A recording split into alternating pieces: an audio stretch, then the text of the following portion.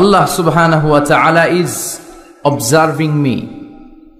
আল্লাহ আমাকে দেখছেন, তিনি আমাকে অবজার্ভ করছেন, আমার প্রতিটি কাজ, আমার প্রতিটি মুহূর্ত।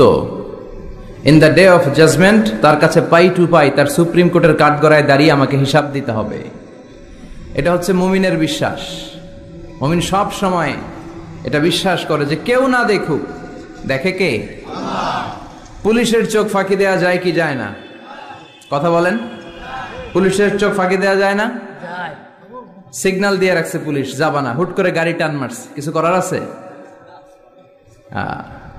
র্যাবের চোখ ফাঁকি দেওয়া যায় কি যায় না? বিমানবন্দরে কাস্টমস অফিসারের চোখ, যারা দেশের বাইরে থেকে আসেন, ইমিগ্রেশন পুলিশরা জিজ্ঞেস করে গোল্ড আছে? গোল্ড কোন দেশ থেকে আসছেন? গোল্ডের বার আছে? তো তাদের চোখ ফাঁকি দিয়ে অনেকে দেশের বাইরে থেকে গোল্ড নিয়ে আসে। কত বড় টাকা আছে না নাই? দেখেন, ওদের চোখও ফাঁকি দেওয়া যায়। পরীক্ষার হলে যারা গার্ড দেয়, তারাও যাতে উল্টাপাল্টা করতে না পারে ম্যাজিস্ট্রেটও লাগানো হয়, ঠিক কিনা? ওই ম্যাজিস্ট্রেটেরও চোখ ফাঁকি দেওয়া যায় কি যায় না? ফাঁকি দেওয়া যায় না শুধু একজনের চোখ। এজন্য আমি সবসময় বলি যে কেউ যেটা দেখে না দেখে কে? কেউ যেটা শোনে না শোনে কে? আপনি যখন যে মুহূর্তে যেভাবে আল্লাহ তাআলাকে ডাক দেন তিনি শুনতে পায়। নাকি মাঝরাতে ডাক দিলে শোনে না? তুফানে পড়ে ডাক দিলে শোনে না? ভূমিকম্পের মাঝখানে ডাক দিলে উনি শোনে না?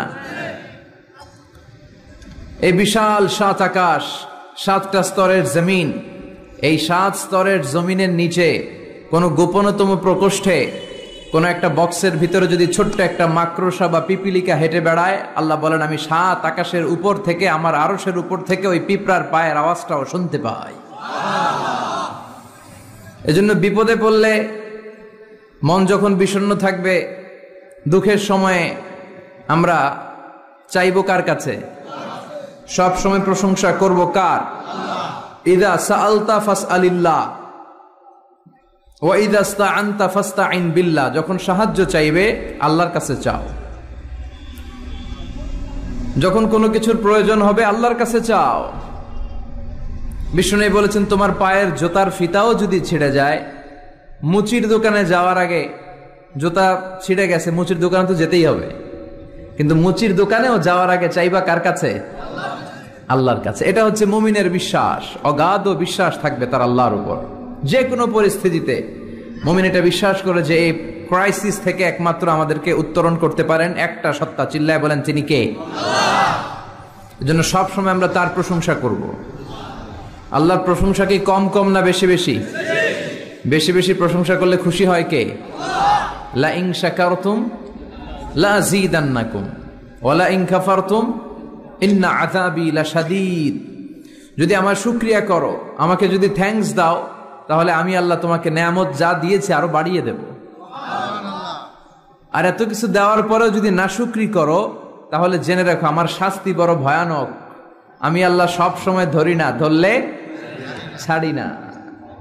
ধরে ধরে ধরে না, ধরলে আল্লাহ। মনে থাকবে এই কথাগুলো? আল্লাহ ইজ ওয়াচিং মি, মনে রাখবেন। অনেকে আমাদেরকে প্রশ্ন করে যে হুজুর আমি 5 ওয়াক্ত নামাজ পড়ি, ইয়াং ছেলেরা, আমি ইয়াংদের কথা বুঝি, ইয়াংরা আমার কথা বুঝে, আমি নিজেই তো ইয়াং, বুঝতে তো হবেই। তো অনেকে আমাকে প্রশ্ন করে যে হুজুর আপনাদের আলোচনাগুলো শুনে আমার জীবনের মোড় পরিবর্তন হয়েছে, কিন্তু এই পর্নোগ্রাফির করাল গ্রাস থেকে আমি নিজেকে বাঁচাতে পারছি না। আমি নামাজও পড়ি, আবার অশ্লীল ভিডিও দেখি। আমি সকালে তওবা করে বিকেলে দেখি, বিকেলে তওবা করে সকালে দেখি। এরকম সমস্যা আমার অনেক যুবক ভাইদের আছে না নাই? তোমাদের যাদের এই সমস্যা, তাদের মোবাইলের ওয়েলকামিং নোটে তুমি লিখে রাখবে আল্লাহ ইজ ওয়াচিং মি, মানে আল্লাহ আমায় দেখছেন। তুমি যেই ল্যাপটপ ইউজ করো, ওই ল্যাপটপের এক পাশে টাইপ করে তুমি লিখে রাখবে আল্লাহ সুবহানাহু ওয়া তাআলা ইজ ওয়াচিং মি। তিনি আমায় দেখছেন, তিনি আমাকে প্রত্যক্ষ করছেন। পৃথিবীর কেউ দেখে না। দরজা বন্ধ করে, লাইট অফ করে, জানালার পর্দা নামিয়ে দিয়ে একা একা লুকিয়ে লুকিয়ে অশ্লীল ভিডিও আমি দেখছি, কেউ দেখে না, দেখে কে? এজন্য আল্লাহর ভয়টা মুমিনের অন্তরে সব সময় থাকা চাই। আল্লাহর ভয় যদি কোনো মুমিনের অন্তরে থাকে, সে মুমিন কখনো পথ ভুলে যায় না, ঠিক কি না? যাদের হৃদয়ে আছে আল্লাহর ভয়, তারা কভু পথ ভুলে যায় না। আল্লাহর প্রেম ছাড়া এই দুনিয়ায় কারো কাছে কোনো কিছু চায় না। পড়েন সবাই। যাদের হৃদয়ে আছে আল্লাহর ভয়, তারা কভু পথ ভুলে যায় না। আল্লাহর প্রেম ছাড়া এই দুনিয়ায় কারো কাছে কোনো কিছু চায় না। রাতের আধারে যারা সেজদাতে রয়, দু চোখের শ্রুতে নদী যেন বয়।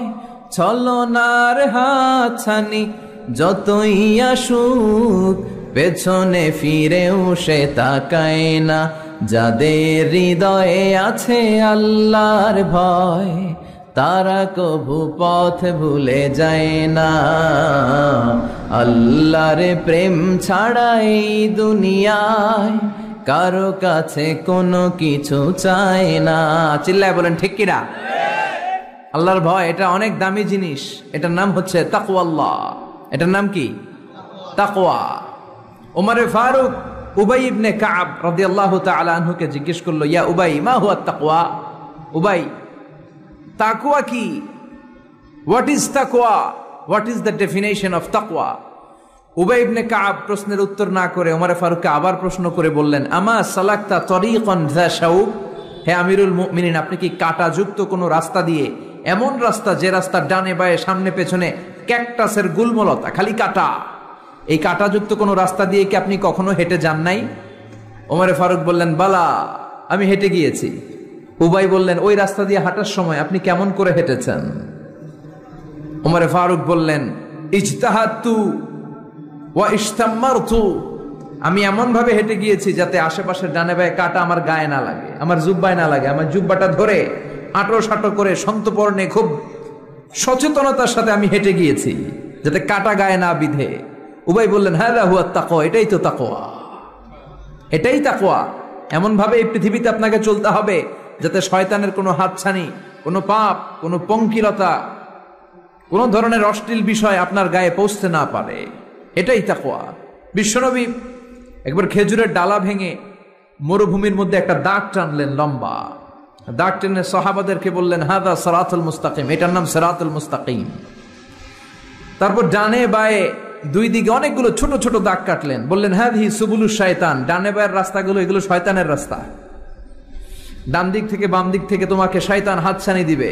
গানের কনসার্টে চলো, দুম্মা চলে ধুম দেখতে চলো, জুয়াবাজিতে চলো, নিষিদ্ধ পল্লীতে চলো, একটার পর একটা হাতছানি আপনাকে ডানে বায়ে সামনে থেকে পেছন থেকে আপনাকে গ্রাস করে ফেলতে চাইবে। কিন্তু মুমিন যখন সিরাতুল মুস্তাকিমের পথে একবার উঠেছে, এই পথটা শুরু হয়েছে দুনিয়া থেকে, এটার ওই প্রান্তে আছে জান্নাতুল ফেরদাউস। ঠিক কিনা? এজন্য প্রতিদিন সালাতে আমরা পড়ি ইহদিনাস সিরাতাল মুস্তাকিম। যে যুবকদের এই সমস্যা আছে, পর্নোগ্রাফির সমস্যা, এটা জাতীয় সমস্যা বাংলাদেশের জাতীয় রোগের নাম ডায়াবেটিক্স। জাতীয় রোগের নাম কি? আর যুবকদের জাতীয় সমস্যা হচ্ছে কি? পর্নোগ্রাফি। স্মার্টফোনগুলো আমাদেরকে স্মার্ট না বানিয়ে আমাদেরকে শেষ করে দিচ্ছে। ঠিক কিনা? এজন্য আপনার একটা শক্ত সিদ্ধান্ত পারে আপনাকে জান্নাতি বানাতে, আর আপনার দুর্বল সিদ্ধান্তটাই আপনাকে জাহান্নামী বানানোর জন্য যথেষ্ট। এজন্য মুমিন মাত্রই তাকে বিশ্বাস করতে হবে, আল্লাহ ইজ ওয়াচিং মি। কি বিশ্বাস করবেন? আল্লাহ ইজ ওয়াচিং মি, আল্লাহ আমায় দেখছেন। কেউ দেখে না, কারো দেখার দরকার নাই, কিন্তু আমার আল্লাহ দেখে। ঠিক কিনা? এটাই সবসময় মুমিনের অন্তরে থাকতে হবে। এটার নাম ঈমান, এটার নাম তাকওয়া। এই তাকওয়া নিয়ে যেন আমরা মরতে পারি, আল্লাহ তুমি তৌফিক দাও। ঈমানের সাথে যেন আমাদের মৃত্যু নসিব হয়, তুমি তৌফিক দাও। বিশ্বনবী সবসময় দোয়া করতেন, আল্লাহুম্মা রযুকনা হুসনাল খাওয়াতিম, হে আল্লাহ তুমি আমার শেষটাকে ভালো করো, কারণ সব ভালো তার, শেষ ভালো যার। এরকম অনেকে আছে আজীবন ইসলামের পক্ষে ছিল, কিন্তু শেষকালে মুরতাদ হয়ে মারা যায়, আছে না নাই? আবার অনেকে আজীবন ছিল কাফের, মুশরিক, ইসলামের শত্রু, নাস্তিক, কিন্তু শেষকালে কালিমা পড়ে মারা যায়, আছে না নাই? জিহাদের ময়দানে এক সাহাবা যুদ্ধ করতে করতে কাফির মুশরিকদেরকে কচুকাটা করে জাহান্নামে পাঠিয়ে দিচ্ছিলেন। জিহাদের ময়দানে ওনার যুদ্ধ দেখে সব সাহাবারা বলল, আজকের জিহাদের ময়দানের সব সওয়াব এই সাহাবা পেয়ে যাবে। বিশ্বনবী বললেন, হুয়া ফিন্নার, ও জাহান্নামে যাবে। এক সাহাবী তো অবাক, এটা আবার কেমন কথা? জান মাল সব বাজি রেখে জিহাদের ময়দানে আল্লাহর দুশমনগুলোর একটার পর একটাকে শেষ করে দিয়ে জাহান্নামে পাঠিয়ে দিচ্ছে, আর এই মুজাহিদ ফি সাবিলিল্লাহ জাহান্নামে যাবে। How it's possible? এই সাহাবী পেছনে পেছনে লুকিয়ে লুকিয়ে দেখতে লাগলো যে আমি এটার শেষ দেখতে চাই। দেখতে দেখতে এক পর্যায়ে তিনি খুঁজে পেলেন যে সাহাবী কাফেরদের বিরুদ্ধে যুদ্ধ করতে করতে কাফেরদের বিশাল এক ঘাটির ভেতরে ঢুকে পড়েছে। সেখানে যুদ্ধ করতে করতে একটা পর্যায়ে এমন আসলো, সে মারে আবার মার খায়। শুধু মারে না, মারেও আবার মরেও। মার খেতে খেতে হঠাৎ তার ডান হাতে এক কাফের এক কোপ মেরে তার ডান হাতটা কেটে ফেলে দিল। তাকে আহত অবস্থায় রেখে দিয়ে কাফেররা অন্যদিকে চলে গেল। এই ডান হাত থেকে ব্লিডিং হতে হতে এমন অবস্থা আর সহ্য হয় না। আর কিছুক্ষণ ওয়েট করলেই তার শাহাদাতের মৃত্যু। কিসের মৃত্যু? কথা বলেন। আমাকে শহীদ করে সেই মিছিলে শামিল করে নিও, যে মিছিলের নেতা মীর হামজা খোবায়েবে খাব্বাব আল্লাহর কাছে ছিল অতি প্রিয়, শামিল করে নিও আমাকে শহীদ করে সেই মিছিলে শামিল করে নিও। পড়েন আমিন। শাহাদাতের তামান্না যার অন্তরে থাকে না সে মুমিন হতে পারে না, সে মুনাফিক। মরতে তো হবেই, এজন্য আল্লাহর কাছে আমরা শাহাদাতের মৃত্যু চাই, ঠিক কিনা? বিশ্বনবী বলেন, শাহাদাতের মৃত্যু নিয়ে কেউ যদি বিছানায় পড়েও মারা যায়, কিয়ামতের দিন শহীদদের কাতারে আল্লাহ তাকে দাঁড় করিয়ে দিবে। তো যুদ্ধ করতে করতে এই সাহাবা আর কিছু সময় অপেক্ষা করলেই শহীদি মৃত্যু। কিন্তু আর অপেক্ষা করতে না পেরে তলোয়ারটাকে সে মাটিতে গেড়ে ওই তলোয়ারের উপর ঝাঁপিয়ে পড়ল। পেটের এই পাশ থেকে ঢুকে পিঠ দিয়ে তলোয়ার বের হয়ে গেল, ওইখানে শেষ। তার মানে শাহাদাতের মৃত্যু হয় নাই, তার হয়েছে আত্মহত্যা। তার কি হয়েছে? সুইসাইড। মান খাতালা নাফসাহু বিশাইইন উযযিবা বিহি ইয়াউমাল কিয়ামা, যে ব্যক্তি যে জিনিস দিয়ে নিজেকে শেষ করবে কিয়ামতের দিন, ওটাই হবে তার শাস্তি। যে গলায় ওড়না পেঁচিয়ে মারা যায়, ওই মেয়েগুলো in the day of judgement, কিয়ামতে বিচার শেষে জাহান্নামে শুধু ওড়না পেঁচিয়ে মরতেই থাকবে। যে বিষ খেয়ে মারা যায়, ওর শাস্তি হবে জাহান্নামের বিষ খেয়ে খেয়ে সে জাহান্নামটাকে কাঁপিয়ে তুলবে। যে ছুরি ঢুকিয়ে স্ট্যাবিং করে মারা যায়, ও শুধু স্ট্যাবিং করতেই থাকবে জাহান্নামে। তো এই সাহাবা আত্মহত্যা করলেন। পেছন থেকে লুকিয়ে লুকিয়ে যে সাহাবা এই দৃশ্য দেখলো, সে দৌড়ে বিশ্বনবীর কাছে যেয়ে বলল, আশহাদু আন্নাকা মুহাম্মদ রাসূলুল্লাহ, আমি সাক্ষ্য দিচ্ছি নিশ্চয়ই আপনি আল্লাহর রাসূল। কারণ ওই সাহাবী আত্মহত্যা করে মারা গিয়েছে, তার কপালে শাহাদাত জোটে নাই।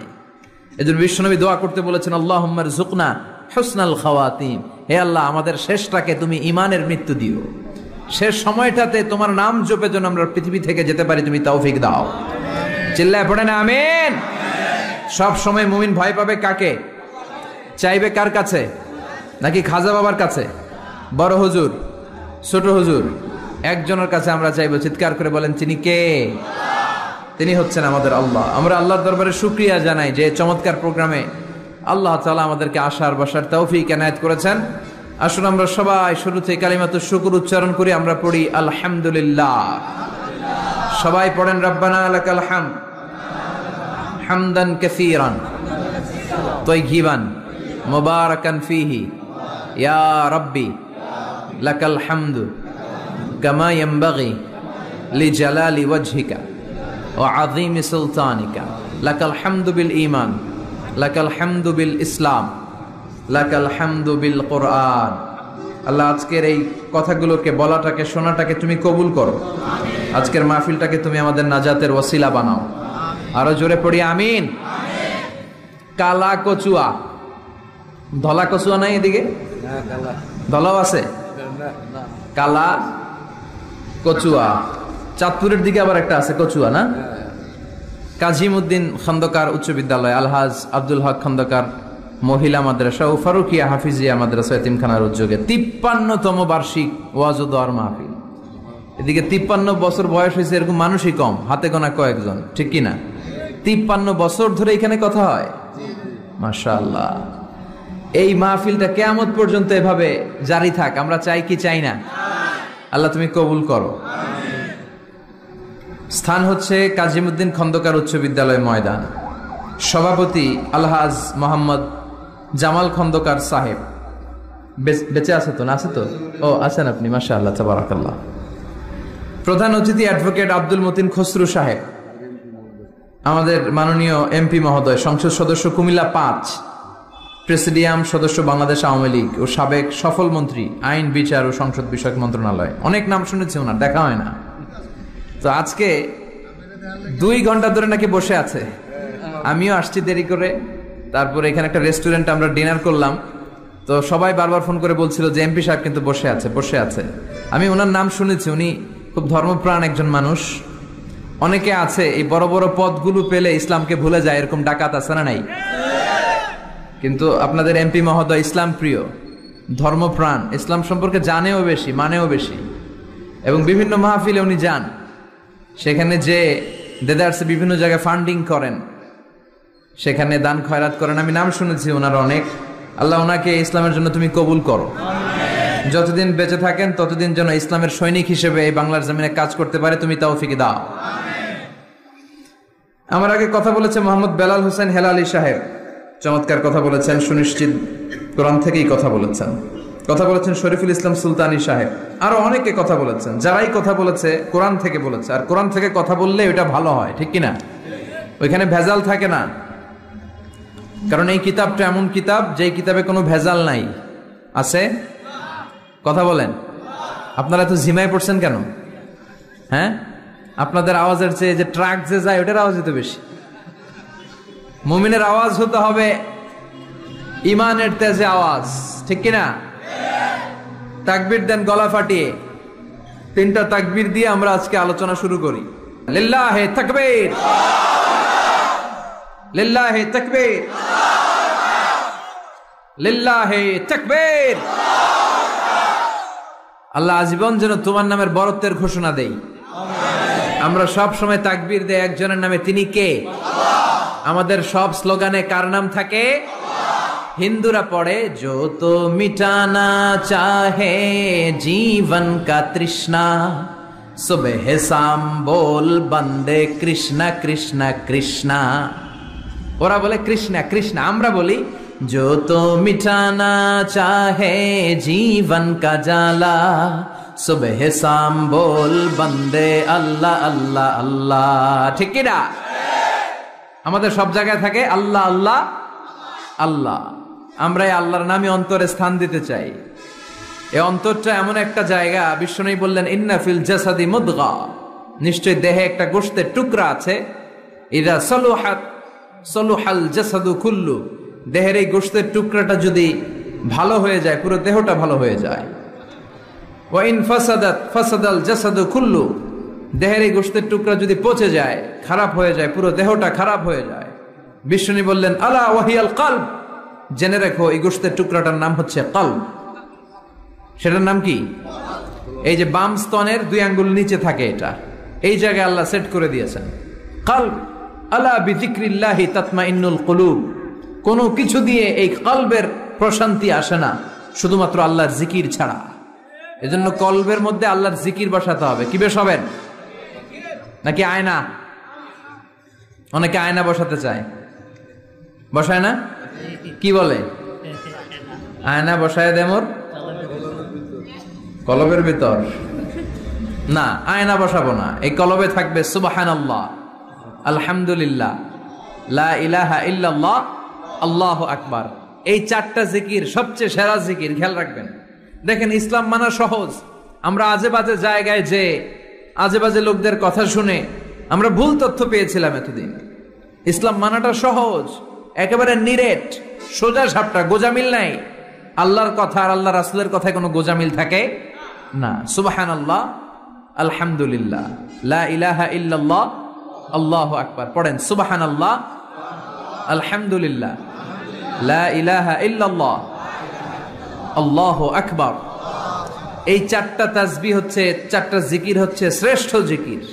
শ্রেষ্ঠ তো শ্রেষ্ঠই তো পাইছেন, আর এদিক ওদিক তাকান কেন? পড়েন ইচ্ছা মতো, ইচ্ছে মতো পড়েন, ইচ্ছে মতো পড়েন। এই চারটা জিকির একসাথে মিলিয়েও পড়া যায়, আলাদা করেও পড়া যায়। আবার বিষ্ণু বললেন, মিজানের পাল্লা ভারী করতে চাও, ফাআম্মা মান সাকুলাত মাওয়াজিনুহু ফাহুয়া ফি আইশাতির রাদিয়া। মিজানের পাল্লা যারা ভারী করতে চাও তারা দুইটা জিকির করবা, সুবহানাল্লাহি ওয়া বিহামদিহি সুবহানাল্লাহিল আযীম। এই দুইটা শব্দ কালিমাতান হাবিবাতান ইলার রহমান, আল্লাহর কাছে খুব প্রিয়, সাকিলাতানি ফিল লিসান। এই জিহ্বার মধ্যে এই শব্দ দুইটা উচ্চারণে খুব সহজ, খুব পাতলা। সাকিলাতানি ফিল মিজান, কিন্তু এই শব্দ দুইটা মিজানের পাল্লায় রেখে দিলে অনেক ওজন হয়ে যাবে। সুবহানাল্লাহি বিহামদিহি সুবহানাল্লাহিল আযীম। পড়তে রাজি আছেন তো? প্রত্যেক ফরজ সালাতের পর আয়াতুল কুরসি পড়বেন। কি পড়বেন? মুখস্থ আছে না? এটা পড়ে ফু দিলে কোনো জিন পড়ি, ব্ল্যাক ম্যাজিক কোনো কিছু আপনারা ধরতে পারবে না। বিষ্ণু বলেন, মান কারা আয়াতাল কুরসি দুবুরা কুল্লি সালাতিন মাকতুবা লাম ইয়ামনাহু মিন দুখুলিল জান্নাতি ইল্লাল মাউত। প্রত্যেক ফরজ সালাতের পরে কেউ যদি আয়াতুল কুরসি পড়ে, তার জান্নাতে ঢোকার ব্যাপারে আর কোনো বাধা নিষেধ থাকে না। একটা জিনিস ছাড়া, সুবহানাল্লাহ, আরেকটু পরে কোন একটা জিনিস ছাড়া, ইল্লাল মাউত, সেটা হচ্ছে মৃত্যু। লোকটা মরে না তাই জান্নাতে যায় না, মরলেই জান্নাতি। এবার সুবহানাল্লাহ। তাহলে প্রত্যেক ফরজ সালাতের পরে আয়াতুল কুরসি দরকার আছে না নাই? প্রত্যেক ফরজ সালাতের পরে সালাম ফিরিয়ে আওয়াজ করে পড়বেন আল্লাহু আকবার। 3 বার পড়বেন আস্তাগফিরুল্লাহ আস্তাগফিরুল্লাহ আস্তাগফিরুল্লাহ। সুবহানাল্লাহ 33 বার, আলহামদুলিল্লাহ 33 বার, আল্লাহু আকবার 34 বার, অথবা শেষে 3টা 33 বার পড়ে মিলাবেন লা ইলাহা ইল্লাল্লাহু ওয়াহদাহু লা শারীকা লাহুল মুলকু ওয়া লাহুল হামদু ওয়া হুয়া আলা কুল্লি শাইইন কাদির। আরেক বর্ণনা একটু বাড়ানো হয়েছে, ইউহয়ী ওয়া ইউমীত ওয়া হুয়া আলা কুল্লি শাইইন। এগুলো পড়ে না, কোত্থেকে কি হাবিজাবি পড়ে ঈমান নষ্ট করে। এজন্য মুমিন হবে, মুমিন they work smart, they don't work hard. মুমিন স্মার্টলি কাজ করে, মুমিন কষ্ট করে কাজ করে না। সুবহানাল্লাহ কইবেন না?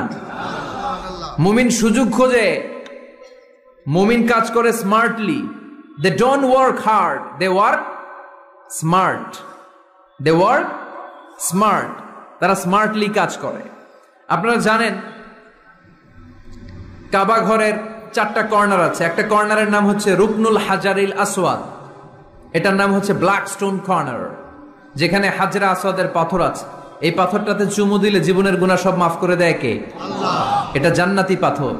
কিয়ামতের দিন এই পাথরকে আল্লাহ একটা জিহ্বা দিবে, ঠোঁট দিবে, 2টা চোখ দিবে, আর কিয়ামতের দিন আল্লাহর সামনে দাঁড়িয়ে এসে সাক্ষ্য দিবে যে আল্লাহ তোমার এই বান্দা আমারে চুমু দিয়েছিল, এ দিয়েছিল, এ দিয়েছিল, এদের সবাইকে মাফ করে দাও।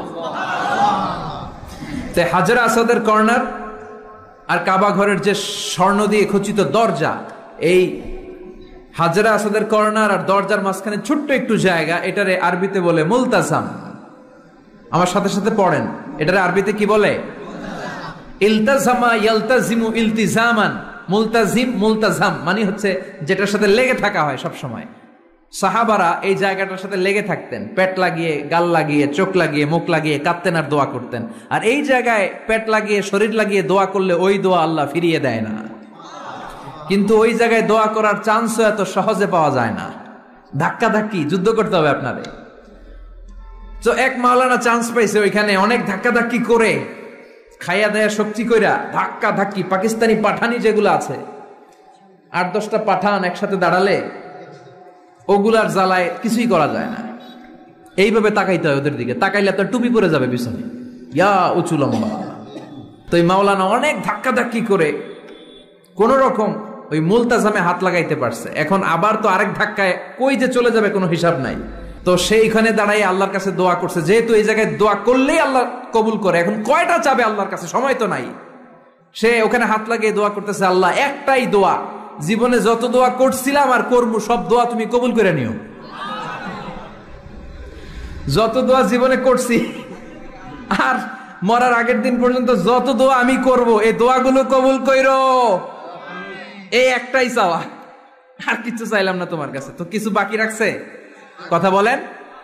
The believer, they work smart, they don't work hard. বিশ্বাসীরা স্মার্টলি কাজ করে, ওরা শক্তি খাটিয়ে ঘাম ঝরিয়ে কাজ করে না, ওরা সুযোগ খোঁজে, ওরা ঝোপ বোঝে কোপ মারে, ঠিক কিনা? যেখানে সওয়াব বেশি, অল্প কাজে প্রফিট বেশি, লাভ বেশি, ওইটাই না মানুষ করবে, ঠিক কিনা? এজন্য যে সহি আমলগুলোর কথা বললাম ফরজ সালাতের পরে আজকে থেকে এগুলো আমরা করব, মনে থাকবে ইনশাআল্লাহ। পড়েন আর জোরে পড়েন ইনশাআল্লাহ। যে বইটা থেকে আমরা কয়েক মিনিট শোনার জন্য আজকে বসেছি, বইটার নাম সবাই বলেন। এই কোরআনে কোনো ভুল নাই, কোনো সন্দেহ নাই। This is the book, the most authentic and original book in the world, whereof there is no doubt in it and a guidance to those who are muttaqin. আল্লাহ বললেন যালিকাল কিতাব লা রাইবা ফি হুদাল লিল মুত্তাকিন। এমন বই যেটাতে সন্দেহের অবকাশ নেই, মুত্তাকিনদের জন্য গাইডলাইন। আবার রব্বুল আলামিন বলেন কিতাবুন আনজালনাহু ইলাইকা লিতুখরিজান নাসা মিনাল যুলুমাতি ইলান নূর। ও Muhammad, I've revealed this holy and sacred book unto you in order to lead the mankind out of darkness into the light. ও নবী, অনেকগুলো অন্ধকার থেকে একটা আলোর মশালের দিকে নিয়ে যাওয়ার জন্য আমি কোরআন নাজিল করেছি। বামপন্থীদেরকে ডানপন্থী বানানোর জন্য আমি কোরআন নাজিল করেছি। জাহান্নামীগুলারে জান্নাতি বানাতে আমি কোরআন নাজিল করেছি। সুবহানাল্লাহ পড়েন। ওই কোরআন থেকে আজকে আমরা কথা শুনবো, পড়েন ইনশাআল্লাহ। আমি আপনাদের খেদমতে আল কোরআন আল কারীমের 30তম পারার 112তম সূরা, খুব ছোট্ট একটি সূরা, সাইজে ছোট্ট হলেও ফজিলতের শেষ নাই। এই সূরার বরকতের শেষ নাই। এই সূরার ইম্পর্টেন্স, সিগনিফিকেন্স, স্ট্যাটাস এগুলো শেষ নাই। অনেক ছোট ছোট জিনিসকে আমরা উপেক্ষা করি, আমরা গুরুত্ব দিতে চাই না, কিন্তু আসলে এটার গুরুত্ব যে কত বেশি আমরা বুঝি না। সূরাতুল ইখলাস হচ্ছে ওই রকম একটি সূরা যেটাকে আমরা গুরুত্ব দেই কম, আসলে অনেক গুরুত্বপূর্ণ। সুবহানাল্লাহ পড়েন। এমন একটা সূরা যে সূরাটা সবার মুখস্থ আছে। মুখস্থ নাই কার কার একটু হাত তোলেন। সবার মুখস্থ আছে না? আলহামদুলিল্লাহ পড়েন। তো এই সূরাটা থেকে কিছু কথা আজকে আমরা শুনবো, শিখবো, জানবো আমলের নিয়তে। নিয়ত খালেস করেন। ইন্নামাল আমালু বিন্নিয়াত। সব কাজের প্রতিফল দেয়া হবে নিয়তের উপর বেস করে, বেসড অন ইউর ইন্টেনশন। আপনার কি ইচ্ছা ছিল, এজন্য সব কাজ করার আগে নিয়তটাকে খালেস করবেন। নামাজে দাঁড়ানোর আগে যদি নিয়তে গোলমাল থাকে নামাজ হবে? কথা বলেন। আপনি যদি লোক দেখানোর জন্য সালাত পড়েন হবে? মানুষে আপনারে আলহাজ ডাকবে, এজন্য যদি হজ করেন কবুল হবে? এরকম হাজি আছে না নাই? আলহাজ না ডাকলে চাইতে ওঠে, আছে না নাই? তো আপনি চেতেন কেন? আপনি কি আলহাজ শোনার জন্য হজ করছেন? হজ করেছি কার জন্য? আতিমুল হাজ্জা ওয়াল উমরাতা লিল্লাহ। আল্লাহর শব্দ চুজিংটা দেখছেন? আল্লাহর রুচি দেখেছেন? লিল্লাহ, আল্লাহ যোগ করে দিয়েছে। আতিমুল হাজ্জা ওয়াল উমরাতা লিল্লাহ। হজ এবং উমরা করবে শুধুমাত্র একজনকে খুশি করার জন্য। তিনি কে? এটার নাম ইখলাস। সবকিছু আল্লাহর জন্য করতে চাওয়া, এটার আরবি নাম হচ্ছে ইখলাস। আরবি নাম কি?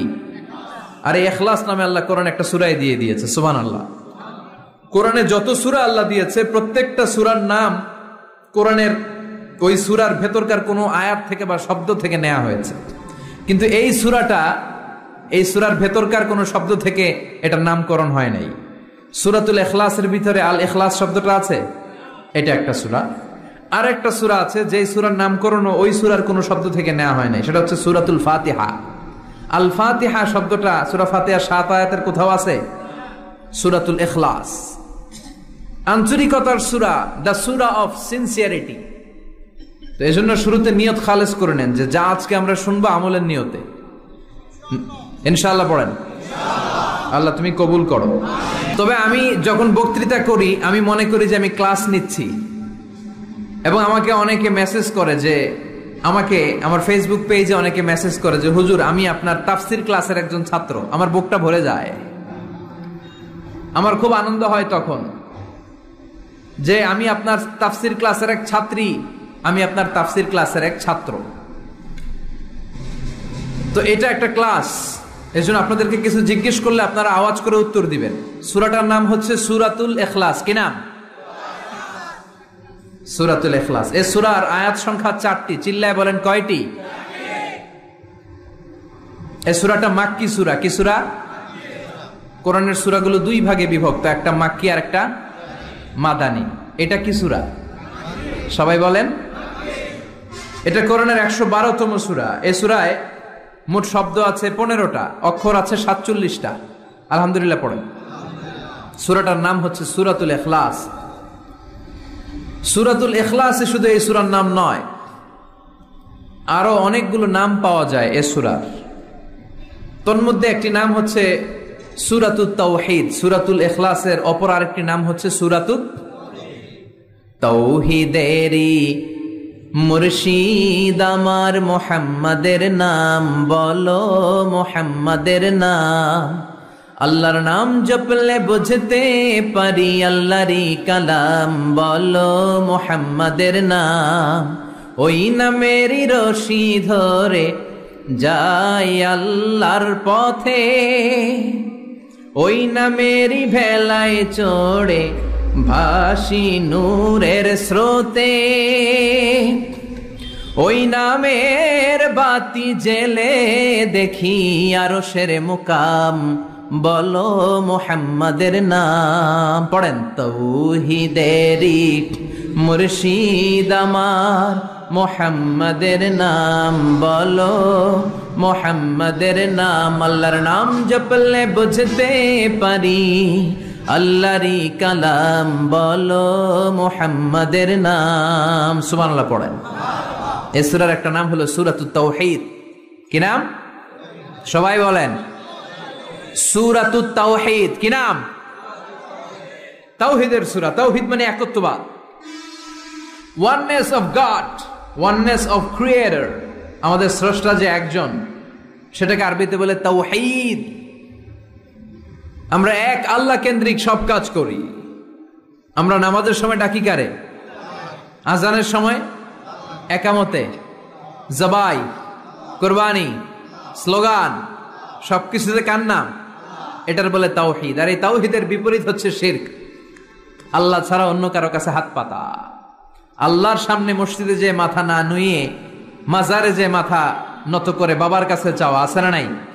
দয়াল বাবা রে দয়া করো আমারে, দয়াল খাজা রে দয়া করো আমারে, আছে না নাই? বাবা খাজা কেউ দয়া করতে পারে না, দয়া করার মালিক কে? আল্লাহ। এজন্য বলতে হবে দয়াল আল্লাহ রে দয়া করো আমারে। পড়েন। দয়াল আল্লাহ রে দয়া করো আমারে। মৃত ব্যক্তির কাছে কিছু চাওয়া যায় না। খেয়াল করে শুনবেন। আল মাইয়িতু ফিল কবর কাল গারিকু ফিল বাহার। সাঁতার না জানা ব্যক্তি সাগরে পড়ে গেলে যেমন অসহায়, কবরে চলে গেলে মানুষটা এরকম অসহায়, সে চেয়ে থাকে আপনারা কি পাঠাইবেন, আপনারা তার জন্য কি পাঠান, এটার জন্য সে ওয়েট করে। সে কিছু পাঠাতে পারে না, সে আপনার বিপদ থেকে উদ্ধার করতে পারে না, সে আপনার মনের আশা পূর্ণ করতে পারে না। আপনার মনের আশা পূর্ণ করতে পারে শুধু একটা সত্তা। চিল্লায় বলেন তিনি কে?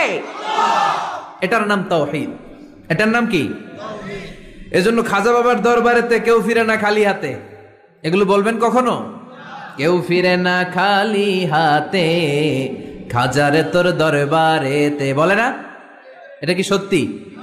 কত দরবার থেকে কত লোক খালি হাতে ফিরে। দামি ঘড়ি পরে গেছে, ঘড়ি চুরি হয়েছে, এখন খালি হাতে ফিরে। পকেট ভর্তি টাকা নিয়ে গেছিল, টাকা চুরি হয়ে যায়, খালি পকেটে ফিরে, আছে না নাই? দামি জুতা পরে গিয়েছে, জুতা চুরি, খালি পায়ে ফিরে, আছে না নাই? এক দরবার থেকে কেউ কোনোদিন খালি হাতে ফিরে না। চিৎকার করে বলেন দরবারটা কার?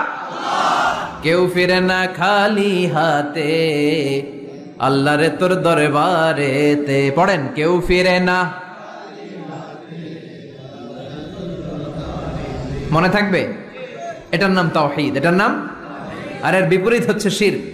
বিপরীত কি? ইন্নাল্লাহা লা ইয়াগফিরু আন ইউশরাকা বিহি ওয়া ইয়াগফিরু মা দুনা যালিকা লিমান ইয়াশা। আল্লাহ বলেন তিনি সব গুনাহ মাফ করে দিতে পারেন, সব গুনাহ তিনি ক্ষমা করে দেন, সব পাপ তিনি মার্জনা করে দেন, শুধুমাত্র শিরকের পাপ ছাড়া। কোন পাপ ছাড়া? মনে থাকবে? শিরক করছেন তো মরছেন, শিরক করেছেন তো মরেছেন। ক্যান্সারের অ্যান্সার আছে, শিরকের কোনো অ্যান্সার নাই, কারণ আল্লাহ সব মাফ করে, এটা মাফ করে না। ইন্না শিরকা লা যুলমুন আযীম। এটা মহাপাপ, সব পাপের বড় পাপ, সব পাপের বাপ। এটার নাম শিরক। এটার নাম কি? চাবো আল্লাহর কাছে চাবো, সেজদা দিব আল্লাহর কাছে সেজদা দেব। মনের আশা আকাঙ্ক্ষা জ্বালা যন্ত্রণা সব দূর করে দিতে পারে একজন। চিৎকার করে বলেন তিনি কে? বিশ্বনবী বলেন হাদিসে কুদসিতে আল্লাহ ফরমান, কিয়ামতের কঠিন ময়দানে পাহাড় পরিমাণ গুনাহ নিয়ে, সাগরের অথই জলরাশি পরিমাণ গুনাহ নিয়ে, ও বান্দা যদি তুমি আমার কাছে হাজির হয়ে যাও, ওই গুনার মধ্যে যদি শিরকের কোনো গুনাহ না থাকে, তাহলে আমি আল্লাহ পাহাড় পরিমাণ সাগরের জলরাশি পরিমাণ ক্ষমার দয়া নিয়ে তোমার কাছে হাজির হয়ে যাব। লাইন আশরাকতা লায়াহবাতান্না আমালুক ওয়ালা তাকুনান্না মিনাল খাসিরিন। যদি শিরক করো তোমার সব আমল শেষ। আপনার রোজা, আপনার নামাজ, আপনার জিকির, আপনার হজ সবগুলোর বরবাদ করে দিবে কে? এজন্য আমরা যখন নামাজে দাঁড়াই, আল্লাহ বলে নামাজ পড়ে আগে ঘোষণা দে তুই মুশরিক না মুওয়াহিদ। আমরা পড়ি ইন্নী ওয়াজ্জাহতু ওয়াজহিয়া লিল্লাযী ফাতারাস সামাওয়াতি ওয়াল আরদা হানিফাও ওয়া মা আনা মিনাল মুশরিকিন। ওয়া মা আনা মিনাল, এর মানে কি? আমি মুশরিক না। আল্লাহ আমি মুশরিক না, আল্লাহ আমি মুশরিক না। আবার যখন আরাফার ময়দানে লক্ষ লক্ষ হাজী সাহেবান ইজার আর রিদা, সাদা রঙের একটা চাদর পড়ে, সাদা রঙের একটা লুঙ্গি পড়ে, চোখের পানি ছেড়ে আরাফার ময়দানে কাঁদে। আল্লাহ বলে কান্না করবি পরে, আগে বল শিরক করস নাকি? আমরা বলি লাব্বাইক আল্লাহুম্মা লাব্বাইক, লাব্বাইক লা শারীকা লাক, আল্লাহ কোনো শিরক করি না, তোমার সাথে কাউরে অংশীদার স্থাপন করি না, তুমি সব রাজার বড় রাজা, মহারাজা, তোমার সাথে কোনো শরীক নাই, তোমার সমকক্ষ মহাবিশ্বে কেউ নাই। এটার নাম তাওহীদ। এটার নাম কি? এজন্য শিরকের সাথে আমাদের কোন ধরনের সম্পর্ক। বিশ্বনবী বললেন শিরক হচ্ছে আখফা মিন দাবিবিন নামাল, পিঁপড়ার গুটি গুটি পায়ের চেয়ে ভয়ঙ্কর। পিঁপড়া যেমনি গুটি গুটি পায়ে হেঁটে হেঁটে মিষ্টির দোকানে ঢুকে যায়, যেখানে মিষ্টি রেখেছেন, মিষ্টি জাতীয় খাবার রেখেছেন, ওই পাতিলের ভেতরে লুকিয়ে লুকিয়ে গুটি গুটি পায়ে যেমনি পিঁপড়া ঢুকে যায়, তেমনি শির করলে শির গুটি গুটি পায়ে আপনার দেহের ভেতরে ঢুকে আপনার ইমানকে বরবাদ করে সারখার করে দিবে, শেষ হয়ে যাবে আপনার ইমান। এজন্য শিরকের সাথে আমাদের কোনো সম্পর্ক আছে? শিরকের সাথে যে সম্পর্ক নাই, তাওহীদে যে আমাদেরকে বিশ্বাসী হতে হবে, সেই লক্ষ্যে আল্লাহ তাআলা এই সূরার আরেকটা নাম দিলেন, সেটা হচ্ছে সূরাতুত তাওহীদ। সেটার নাম কি? তাহলে সূরাতুল ইখলাসে শুধু সূরাতুল ইখলাসের নাম নয়, এটার আরেকটা নাম কি মনে থাকবে সবার? এই সূরার আরেকটা নাম হচ্ছে সূরাতুল মা'রিফা। সূরাতুল, কথা বলেন, জোরে বলেন। আপনাদের জিমানি ধরছে? 2-4 জনই কয়, বাকিরা কয় না। বাকিরা কয় না ক্লাস করুন না, আপনি পড়ায় যান। আছে না নাই? এই সূরার নাম সূরাতুল মা'রিফা। চিল্লায় বলেন কি নাম? এইভাবে উত্তর করতে হবে, মা'রিফা। মা'রিফা মানে জানা বা চিনা। মা'রিফা মানে কি? জানা বা চিনা। এই সূরা পড়লে আল্লাহরে জানা যায়, এই সূরা তেলাওয়াত করলে আল্লাহরে চিনা যায়। তাহলে যারা আল্লাহরে চিনে বেশি, আল্লাহরে জানে বেশি, আল্লাহরে মানে বেশি, তারাই মারেফতের লোক। কথা কন? কিন্তু আমগো বাংলাদেশে এটার নাম দিছে মারেফত। মারিফা এটার নাম দিছে কি? মারে, আসলে মাইরের পথ। ঠিক কিনা?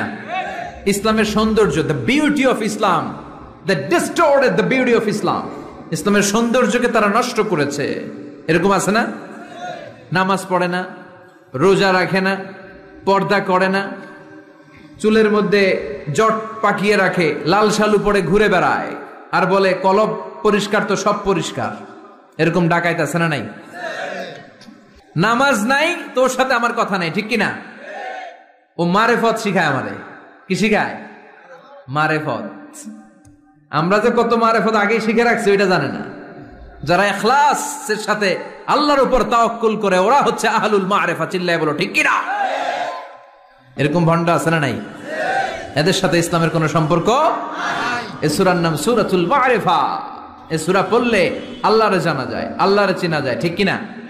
তাহলে শিখলেন এই সূরার একটা নাম সূরাতুত তাওহীদ, আরেক নাম সূরাতুল মা'রিফা। এই সূরার আরেকটা নাম সূরাতুস সামাদ। সূরাতুস, কেননা এই সূরার ভেতরে সামাদ শব্দটা আছে না নাই? সামাদ কার নাম? কথা বলেন, আল্লাহর নাম।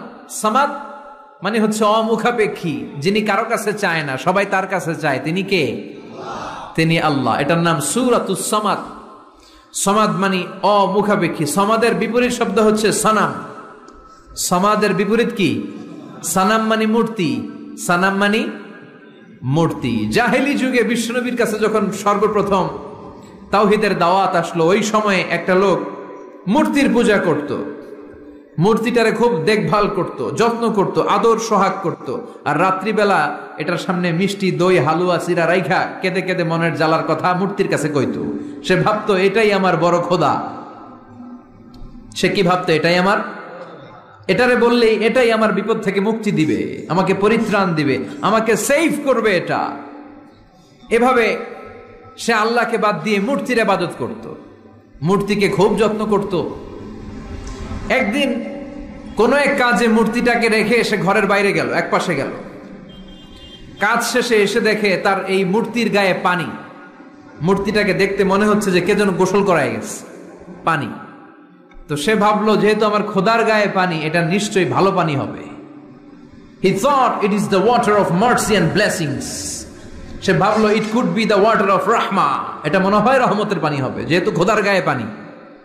তো রহমতের গায়ে পানি শুকিয়ে যাওয়ার আগে খেয়ে ফেলি, তাহলে সব রহমত ঢুকবে কই? পেটে। When he thought it is the water of rahma, water of mercy and blessings, he started to suck it with his tongue. সে জিহ্বা দিয়ে চাটতে শুরু করছে, চেটে চেটে সব রহমত নিয়ে নিচ্ছে পেটে। When he started to suck it, he found the taste is little bit bitter. The taste is weird. জিহ্বা দিয়ে যখন চাটতে শুরু করছে, তখন সে পেল যে এটার স্বাদটা কেমন যেন কটা কটা লাগে, লবণাক্ত, একটু টক টক, হাজমুলার মতো লাগে। কিসের মতো? কিরে এরকম লাগে কেন? If it is the water of mercy, it should be sweeter. এটা যদি রহমতের পানি হয়, এটা সুইট হবে, মিষ্টি হবে। এটা টক লাগে কেন, কটা লাগে কেন, ঘটনা কি? খুঁজতে লাগলো ডানে বায়ে। খুঁজতে খুঁজতে দেখে ঘরের পাশেই দুইটা খ্যাকশিয়াল। অনেকে এই বর্ণনাটা দিতে যে কুকুরের কথা বলে, কিন্তু হাদিসে এসছে খ্যাকশিয়াল, সালাবান, দুইটা খ্যাকশিয়াল। দেখতো যে একটা খ্যাকশিয়াল এখনো পা উঁচু করে রাখছে, মাঝখান থেকে রহমতের পানি এখনো কিছু পড়ছে, just dropping the water of রাহমা, এখনো পড়তেছে টপ টপ। বোঝা যায় না? বোঝা যায়। টনক নড়েছে তার ঘুমন্ত বিবেক এবার জেগেছে। এবার সে চিন্তা করলো, হায় হায়, এতক্ষণ ভাবছি রহমতের পানি, এখন দেখি কুত্তার মুত, এখন দেখি খ্যাকশিয়ালের পেশাব। সর্বনাশ, কি করলাম এতটা বছর, এত টাকা, এত পয়সা, এত আদর সোহাগ যত্ন এটারে দিলাম, কি দিল তার বিনিময়ে সে আমাকে? যে একটা খ্যাকশিয়ালের পেশাব থেকে, কুকুরের পেশাব থেকে নিজের বাঁচাতে পারে না, সে জাহান্নামের আগুন থেকে কিয়ামতের দিন আমারে কেমনে বাঁচাবে? রাগের চোটে খোদারে ধরে দিছে আসা। খোদারে ধরে কি করছে? এক আসারে খোদার হাত পাও নাই, ভাঙ্গা খোদারে নিয়া দৌড়ে দৌড়ে বিশ্বনবীর কাছে এসেছে। এসে বলল, আব্দুল্লাহর বেটা মোহাম্মদ, এতদিন ভাবছি এটা খোদা, এখন দেখি হুদা। হুদা হুদা এটার পিছনে ঘুরছি, এটার কোনো পাওয়ার নাই, সব পাওয়ার আছে একজনের। চিল্লায় বলো, তিনি কে?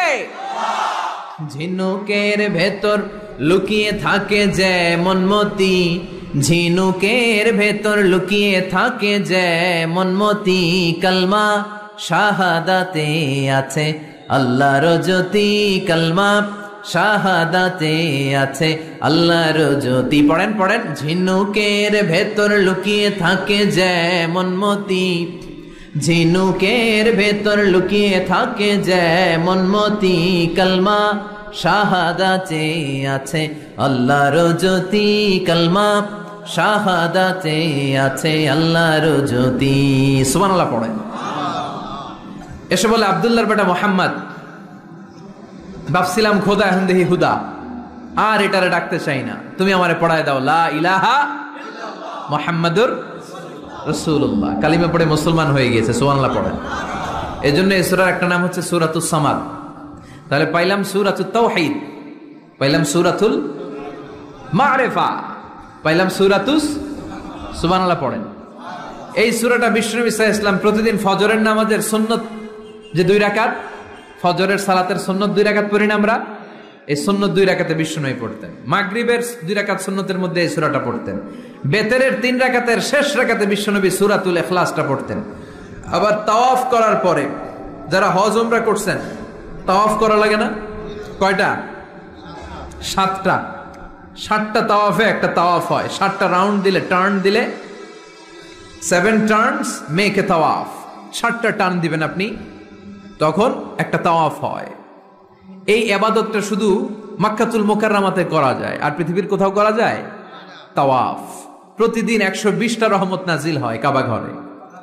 সিত্তুন আলী তাইফিন, 7টা তাওয়াফকারীদের জন্য। আর 40 আলিল মুসাল্লিন, 40টা যারা কাবা ঘরে নামাজ পড়ে তাদের জন্য। ওয়াল 20 লিন্নাযিরিনা ইলাল কাবা, বাকি 20টা যারা নামাজও পড়ে না, তাওয়াফও করে না, শুধু কাবার দিকে দুচুক মেলে তাকিয়ে থাকে, তাদের উপর প্রতিনিয়ত 20টা রহমত নাজিল হতে থাকে। প্রতিদিন 120টা রহমত নাজিল হয় কাবাকে কেন্দ্র করে। সুবহানাল্লাহ। বাড়িতে গিয়া চিৎকার করে আল্লাহু আকবার। এই 7 তাওয়াফ করার পরে 2 রাকাত নামাজ পড়া সুন্নাত। জানেন? জানা না থাকলে জেনে রাখেন, হজে যেদিন যাবেন কাজে লাগবে, উমরা করতে গেলেও লাগবে। 7 তাওয়াফ করে 2 রাকাত সালাত পড়তে হয়। এই 2 রাকাতের প্রথম রাকাতে বিশ্বনবী পড়তেন সূরাতুল কাফিরুন, কুল ইয়া আইয়ুহাল লা আ'বুদু মা, আর দ্বিতীয় রাকাতে পড়তেন সূরাতুল ইখলাস। সুবহানাল্লাহ পড়েন। আবার বিশ্বনবী এই সূরাকে বলেছেন সুলুসুল কোরআন, কোরআনের 3 ভাগের 1 ভাগ।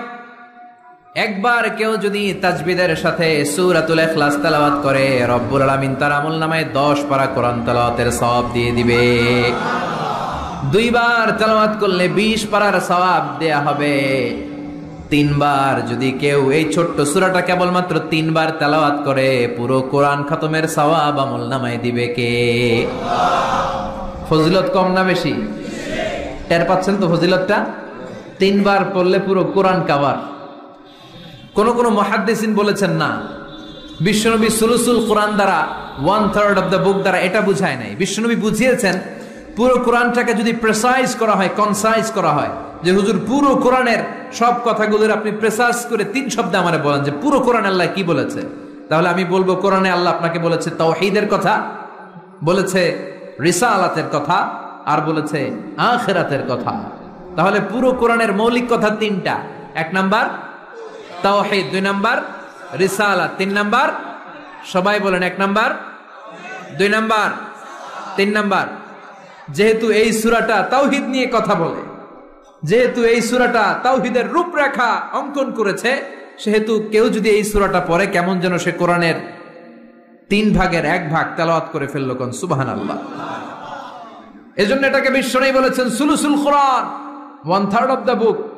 হয় একবার পড়লে 10 পারা, 2 বার 20 পারা, 3 বারে পুরো খতম, না হয় অন্তত তাওহীদের সব বিষয়গুলো আপনার অন্তরের মধ্যে ঢুকে যাবে। চিল্লায় কোন আল্লাহু আকবার। অনেক বরকতের সূরা। বিশ্বনবী মুহাম্মদ রাসূলুল্লাহ সাল্লাল্লাহু আলাইহি ওয়াসাল্লাম মক্কা থেকে মদিনায় হিজরত করে আসলেন। মদিনায় যাওয়ার আগে কোবা পল্লী, যারা হজ উমরায় গিয়েছেন, মক্কা থেকে মাত্র 5 কিলোমিটার দূর একটা মসজিদ আছে, মসজিদে কোবা। প্রতিদিন শনিবার বিশ্বনবী মসজিদে নববী থেকে কোবা মসজিদে হেঁটে হেঁটে যে 2 রাকাত নামাজ পড়তেন। কেউ যদি অজু করে, ঘর থেকে অজু করে যে কোবার মসজিদে নামাজ পড়ে, তার আমল নামে আল্লাহ একটা কবুল উমরা হজের সওয়াব দিয়ে দিবে। এই জন্য দেখবেন প্রতি শনিবারে কোবা মসজিদে ভিড়। আমি যতবার গিয়েছি সৌদিতে, প্রত্যেক শনিবারে ওখানে জিয়ারত করেছি। শনিবারে যে কোবা মসজিদে আপনি নামাজ পড়বেন। এই কোবা মসজিদ তৈরি করে বিশ্বনবী চলে আসলেন মদিনাতুল মুনাওয়ারাতে। এসে তিনি জায়গা চুজ করলেন, কোথায় হবে আমার মসজিদ, লোকেশন চুজ করলেন। বিশ্বনবী লোকেশন চুজ করতে পারতেন খুব ভালো। খুঁজে খুঁজে এমন একটা জায়গা তিনি বাছাই করলেন, সেন্টার অফ দ্য সিটি, এটা শহরের একেবারে মাঝখানের জায়গা। বিশ্বনবী বললেন এই জায়গা আমার লাগবে। সুবহানাল্লাহ কইবেন না? কি জ্ঞান, কি বুদ্ধিমত্তা, কি ফিলোসফি ছিল বিশ্বনবীর। সব জায়গায় বিশ্বনবীর এই অভাবনীয় বুদ্ধিমত্তা। বিশ্বনবী যখন কোনো যুদ্ধে যেতেন, যুদ্ধ ডান দিকে, যুদ্ধ কোন দিকে, কিন্তু সেনাপতি নিয়ে বের হইতেন বাম দিকে, বের হইতেন বাম দিক দিয়ে, ঘুইরা টুইরা ওই দিকে যাইতেন। সুবহানাল্লাহ কইবেন না? যাতে কেউ কল্পনাই করতে না পারে কোথায় অ্যাটাক করবে উনি। এটা হচ্ছে সেনাপতির যুদ্ধ কৌশল। বিশ্বনবীর যুদ্ধ যদি হতো বাম দিকে, উনি বেরোইতেন ওইদিকে। বিশ্বনবীর যুদ্ধ হলো সামনে, মদিনা থেকে তিনি পিছনের রাস্তা দিয়ে অনেক দূরে চলে যেতেন, সেখান থেকে মরুভূমির পথ পাড়ি দিয়ে তারপর যুদ্ধের ময়দানে যেতেন। বুদ্ধিমত্তা, intellectual power. He was a very good mediator ever in the world. পৃথিবীর সবচাইতে বেশি কূটনৈতিক বুদ্ধি সম্পন্ন মানুষ করে আল্লাহ তাআলা বিশ্বনবীকে বানিয়েছেন। ওয়াজ এ ভেরি গুড মিডিয়েটর। মধ্যস্থতা করতে পারতেন ভালো, সালিস করতে পারতেন ভালো। সালিস আমরা বাংলায় বলি সালিশ, আসলে শব্দটা সালিস, আসানি আসালিস। আমার আপনার মধ্যে ঝগড়া, তো আমি এক আপনি দুই, আরেকজন লাগবে কি 3 নাম্বার, আসালিস। এটাকে বলে সালিশ। সালিশই করতে পারতেন বিশ্বনবী, চমৎকার। স্বামী স্ত্রীতে ঝগড়া হইলে মিলাই দিতেন। কত ফাতেমা আর আলীর ঝগড়া মিলাই দিয়েছেন তার হিসাব নাই। সুবহানাল্লাহ কইবেন না? হি ওয়াজ এ ভেরি গুড মিডিয়েটর। ভালো মধ্যস্থতাকারী ছিলেন। স্ত্রীদের মধ্যেও ঝগড়া লাগতো, বিশ্বনবীর স্ত্রীদের মধ্যেও খুনসুটি হতো, ঝগড়া। বিশ্বনবীর একমাত্র কুমারী স্ত্রী ছিল আয়েশা রাদিয়াল্লাহু তাআলা আনহা। ওনার বাড়িতে বিশ্বনবীর আরেক স্ত্রী, খুব সম্ভবত হাফসা বা সফিয়া, কোন বর্ণনা এসেছে পায়েস, কোথাও এসেছে ঝোলওয়ালা তরকারি হাদিয়া নিয়ে আসছে, যে এটা আপনারা দিলাম। মা আয়েশা তরকারি দেখে রেগে গেলেন, আমার ঘরে তরকারি দিছো কেন? আমি রাঁধতে পারি না? আমি নিজ হাতে রান্না করে বিশ্বনবীরে খাওয়াবো। রেগে মেগে তরকারির ঝোল নিয়ে সফিয়ার বা হাফসার গালের মধ্যে মেখে দিয়েছে। হাফসা যে বিশ্বনবীর কাছে বলি, ইয়া রাসূলুল্লাহ, কুমারী বউ তো আদর করছেন বেশি, লাই দিয়া কই তুলছেন দেখেন। ও নবী, আমি পায়েস নিয়েছিলাম আর ঝোল করা তরকারি নিয়েছিলাম, ভেবেছিলাম আপনিও খাবেন, আয়েশাও খাবে। আয়েশা কয়, আমি কি রাঁধতে জানি না? নিয়ে আসলা কেন আমার ঘরে, দিলা কেন? আমি রাঁধতে জানি, নিয়ে যাও। শুধু আমার তরকারিটা প্রত্যাখ্যান করে নাই, তরকারির ঝোল আর পায়েস দিয়ে আমার গালের মধ্যে কসমেটিক্স বানায়া দিছে। এই যে গাল দেখেন, দলিল নিয়ে আসছি, দেখেন কি করছে। বিশ্বনবীর পদ্ধতি ছিল, বিচার কেউ দিলেই he never take any action, he never react anymore. কখনো উনি অ্যাকশনে যেতেন না, উনি দুই পক্ষের কথা শুনতেন। সুবহানাল্লাহ পড়েন। আর আমাদের বিচার করতে গেলে একজনের কথা শুনে আরেকজনের বাস আছে না নাই? বললেন আয়েশারে ডাকো। আয়েশা, এমন করেছো? করেছি। কেন করেছো? বললে, ইয়া রাসূলুল্লাহ, মাথাটা গরম ছিল, নিজেকে সামলাতে পারিনি গো নবী, সামলাতে পারিনি, আমি ভুল করেছি, আমি স্বীকার করলাম, মাফ করে দেন। বিশ্বনবী বললেন, এবার ঠিক আছে, দুজনের কথা আমি শুনেছি, এবার আমার জাজমেন্ট হচ্ছে কিসাস, মানে যেমন করেছো তেমন, গুতা মারলে গুতা, ঘুষি মারলে ঘুষি, আঘাত করলে আঘাত, ঠিক কিনা? হাফসাকে তুমি যেমনি ঝোল মাখিয়ে দিয়েছো, হাফসা তুমিও বাটি থেকে ঝোল নিয়ে আয়েশার গালে পলিশ করে দাও। হাফসাও সুযোগ পাইয়া ঝোল নিয়ে মাইখা দিছে। এবার দুইজনের গালে কসমেটিক্স। বিশ্বনবী মুচকি হাসলেন, আরশের উপর থেকে খুশি হয়ে গেল কে? এটা হচ্ছে বিশ্বনবীর বিচার করার বুদ্ধিমত্তা। হি ওয়াজ এ ভেরি গুড মিডিয়েটর।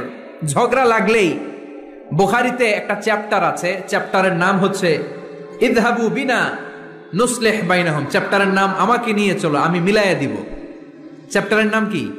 আমাকে নিয়ে যাও, আমি মিলাইয়া দিয়ে আসবো। কত জায়গায় যে বিশ্বনবী যে মিলাইয়া দিয়ে আসতেন। মক্কা থেকে তিনি যখন মদিনায় এসছেন, মদিনার দুইটা গোত্র ছিল, আউস আর খাজরাজ। এদের এই দুই গোত্রের মধ্যে 100 বছরের মারামারি, 120 বছরের যুদ্ধ, কেউ থামাতে পারে না। থামাতে পারবে কি করে? বাবা যখন মারা যায়, ছেলেরা বলতো আমারে মারছিল, তোরাও মারবি। কেউ যখন ইন্তেকাল করে ওসিয়ত করে যেত, আমারে কোপাইছে, তোরাও কোপাবি, কোপায় সাইজ করে ফেলবি। তো সবাই সবার রাগ আর ঝাল মেটানোর জন্য এরকম ছেলে মেয়েদেরকে ওসিয়ত করে যেত যে এই যুদ্ধ যেন বন্ধ না হয়, আমার প্রতিশোধ তুই নিবি বাবা। এরকম ডাকাইত কিছু লোক আছে না নাই? দাউ দাউ করে আগুন শুধু জ্বালাতে চায়। 120 বছরের যুদ্ধ কেউ থামাতে পারে না। বিশ্বনবী মক্কা থেকে মদিনায় হিজরত করলেন। মদিনায় যে উভয় পক্ষের নিয়ে বসলেন, উভয় পক্ষের সব কথা শুনলেন। এরপরে কথা শোনার পরে মাত্র 7 দিনের ব্যবধানে বিশ্বনবী 120 বছরের যুদ্ধ মিটায় দিলেন। এতদিন পর্যন্ত নিয়ম ছিল, আউসের কেউ খাজরাজের কোনো মেয়ে বিয়ে করে না, খাজরাজের কোনো ছেলে আউস থেকে মেয়ে নেয় না। ওদের আনন্দ ওদের মতো, এদের আনন্দ এদের মতো। এই মিলিয়ে দেওয়ার পর থেকে আউস আর খাজরাজের মধ্যে বিয়ে করানোর ধুম পড়ে গেল। এরা কুরবানির গোশত নিয়ে আউসের এরা খাজরাজের বাড়িতে দিয়ে আসে, খাজরাজের এরা আবার ওট জবাই করলে বড় রান দিয়ে আসে আউসের কাছে। সুবহানাল্লাহ পড়েন। বিশ্বনবী ছিলেন গুড মিডিয়েটর।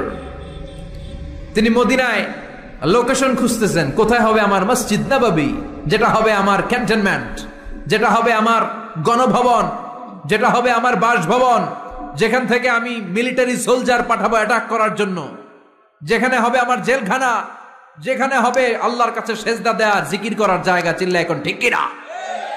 এখন মসজিদগুলোরে আমরা মনে করছি শুধু ইবাদতের জায়গা। এই মসজিদ কেন্দ্রিক সব হতে হবে। আপনি গোটা বিশ্ব দেখেন, বাংলাদেশের ছোট্ট একটা চিপার মধ্যে একটা মসজিদ দাঁড় করায় ফেলছে। মসজিদ হবে অনেক বড় এরিয়া নিয়ে, পার্কিং লট থাকবে বড় বড়। মসজিদের একতলায় থাকবে কমিউনিটি সেন্টার, এক জায়গায় থাকবে হিজামা সেন্টার, এক জায়গায় থাকবে রুকিয়া সেন্টার, আরেক জায়গায় খতিব সাহেব সোশ্যাল কাউন্সিলিং করবে। যুবকদের কি সমস্যা, নারীদের কি সমস্যা, বিধবাদের কি সমস্যা, কার কি মাসালা জানার আছে, লিগ্যাল অপিনিয়ন জানার আছে, খতিব সাহেব সোশ্যাল কাউন্সিলিং করবে। চিল্লা এখন ঠিক কিনা? এইভাবে গোটা বিশ্বব্যাপী মসজিদ কেন্দ্রিক কাজ হয়। এদেশে মসজিদে শুধু নামাজ, আর কিছু নাই। বিশ্বনবী শুনতেছেন? মনোযোগ আছে না গেছে? তাকবীর দেন, লিল্লাহে তাকবীর।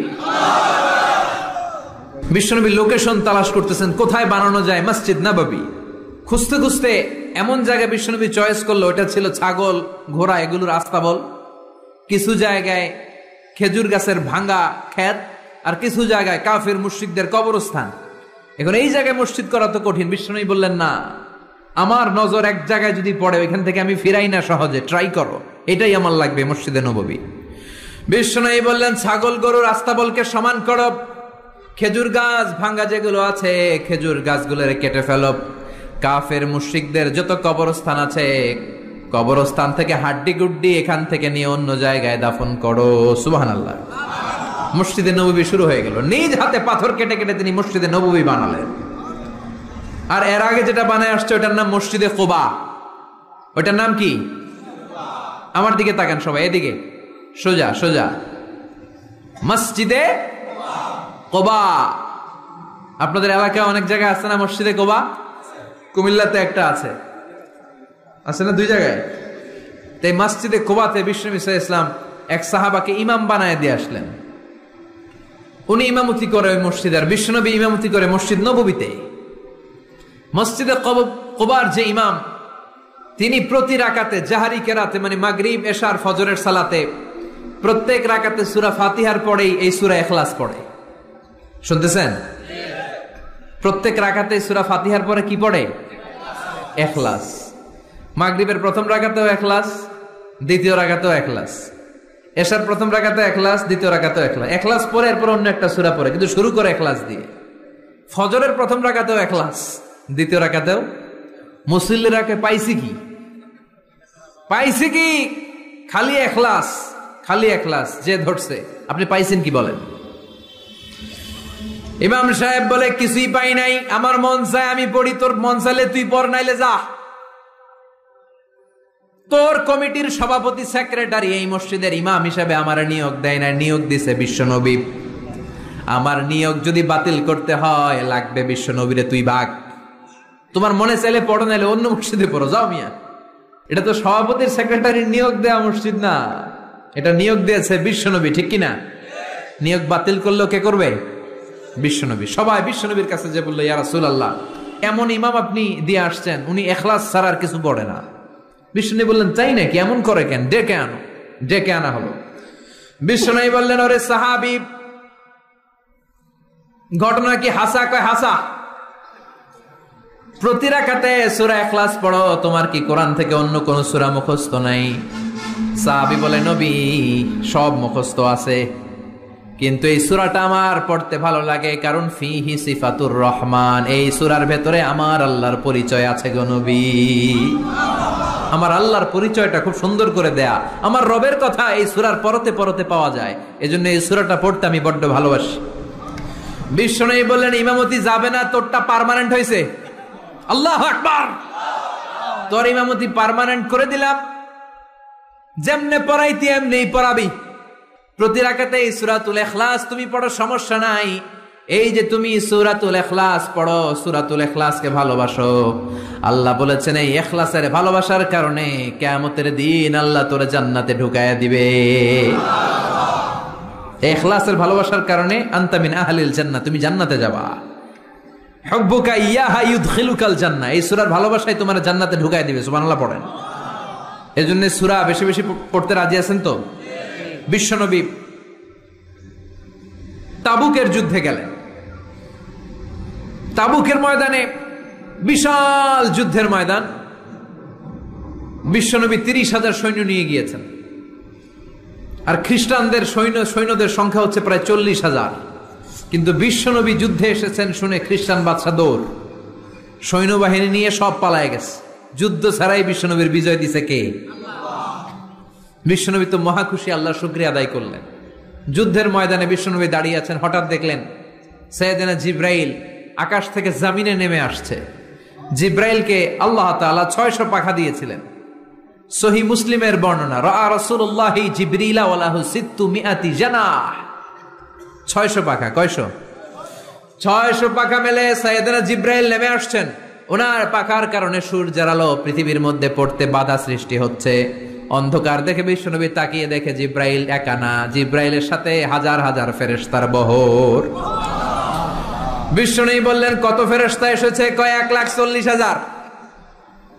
সাইয়েদনা জিব্রাইল বললেন, ও নবী, আপনি যুদ্ধের ময়দানে আল্লাহর শুকরিয়া করেন, আর ওই মদিনাতে আপনার কলিজার টুকরা সাহাবী মুআবিয়া ইবনে মুআবিয়া আল মুজানি একটু আগে শেষ নিঃশ্বাস ত্যাগ করেছে গো নবী।